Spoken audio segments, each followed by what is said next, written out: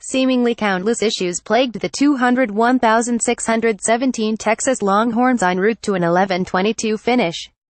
Among the most glaring weaknesses was the Horns' perimeter shooting prowess, of the lack thereof, as Texas finished the season tied for 345th nationally after sinking a mere 29.2% of its 620 attempts. The same could be said of Texas's inability to capitalize on the attempts that come with literally no defense, free throws, as the Horns finished near the bottom of the totem pole in that regard as well after converting just 65%. Although the free throw woes are unjustifiable, the former could easily be credited to the Longhorns' lack of a true point guard last season, as the ball was rarely placed in the right hands at the right time. Fast forward to the 201,718 campaign and Texas has that efficient floor general in freshman Matt Coleman. Yet, despite a clearly superior overall product and a quality coach on the court in Coleman, the Horns have regressed from the perimeter, and furthermore, largely remain as was from the charity stripe. It's quite safe to say those persisting problems are the difference in Texas returning to Austin from the PK80 Invitational at 42, as opposed to potentially 60 with 2 ranked wins. At the most rudimentary level, Texas is currently tied for 321st nationally with a three-point success rate of just 28.1%, while ranking 291st with only 65.2% of its free throw looks falling thus far. Are the numbers misleading? Maybe a bit, but more notably, they've already proven costly. Despite connecting on just 28.7% of its looks from the perimeter and 63.6% of its charity stripe attempts throughout the first 4 games, Texas cruised to a 40 record on the strength of a 100-point scoring advantage. The competition level, however, wasn't exactly overwhelming and thus provided room for such inconsistencies, with wins coming over Northwestern State, New Hampshire, Lipscomb, and Butler. When pitted against some of college basketball's elite, though, as Texas was throughout the PK80 Invitational against No. 1 Duke and now No. 15 Gonzaga, the margin for error was minimal. Ironically, so too was Texas's success shooting the ball, especially when it mattered most. For example, with just 11:16 remaining in Texas's meeting with Duke, the Longhorns owned a 16-point edge, 6,246. Prior to that point, Texas only converted 423-point attempts but 10-11 looks from the free throw line.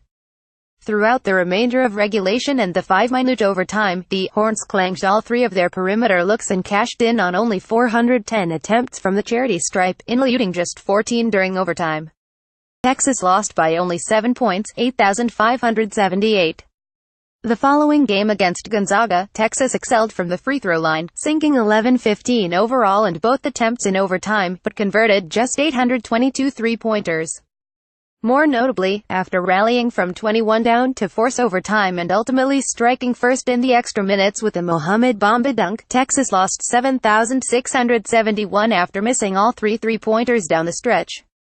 In short, in crunch time with an opportunity to knock off 2 of the nation's premier programs, Texas missed all 6 of its perimeter looks and converted just half of its free throw opportunities, 612. Theoretically, Texas left as many as 24 points on the floor in 2 losses that came by a combined 12 points. Interestingly enough, though, the shooting struggles aren't necessarily a team-wide issue, which is why, as noted, the numbers can be a bit misleading when the sample size is just 6 games.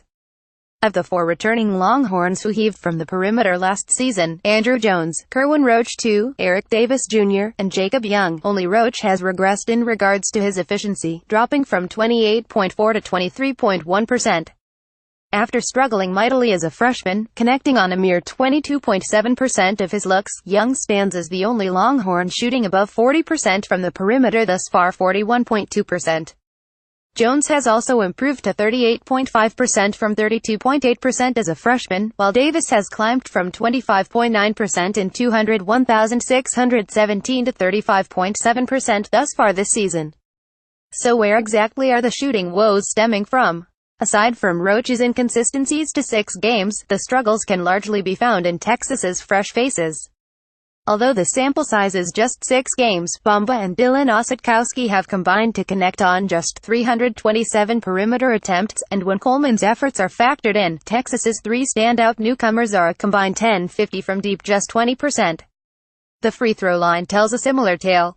Although the team as a whole has converted just 88 of its 135 attempts, the majority of the rotation is cashing it at an acceptable clip, with Roach and Jericho Sims' collective 1533 success rate as the outlier. Dylan Osetkowski, 1,622 to 72.7%. Kerwin Roach 2, 1,222 to 54.5%. Matt Coleman, 1,320 to 65%. Andrew Jones, 1,519 to 78.9%. Mohamed Bamba, 1,116 to 68.8%. Jericho Sims, 311 to 27.3%. Eric Davis Jr., 67 to 85.7%. Generally speaking, there's little that can be done about the free throw woes outside of implementing addition reps outside of game settings, but the lack of success from the perimeter essentially boils down to a combination of shot selection and a bit of bad luck. Although Bamba and Osetkowski each have range out beyond the arc, their collective 11.1% success rate is less than ideal, especially with Young, Jones and Davis each shooting as well as they are to begin the season. Coleman, too, has proven he can connect from deep, but as Shaka Smart detailed prior to the PK80 Invitational, he aspires for Coleman to focus much less on his own shots and much more on assuring his teammates receive quality looks. Despite that desire, Coleman has attempted the second most three-pointers on the team with 23, which is just 3 fewer than Jones and at least 6 more than any other Longhorn. In short, as a unit, Texas has failed to take a step forward in 2 areas that proved to be so damning throughout Smart's second season on the 40 acres. The good news, however, is that the initial efforts speak towards a few individual struggles, as opposed to an entire unit that simply has very little shooting touch. As Smart has said time and time again, his team performs well from the perimeter in practice. With a non-conference schedule not likely to get much easier ahead of what should be another grueling Big 12 slate, though, failing to collectively translate the shooting success found at Denton A. Cooley Pavilion to the Frank Irwin Center and beyond could quite easily prove to be the difference in a good season and a great one.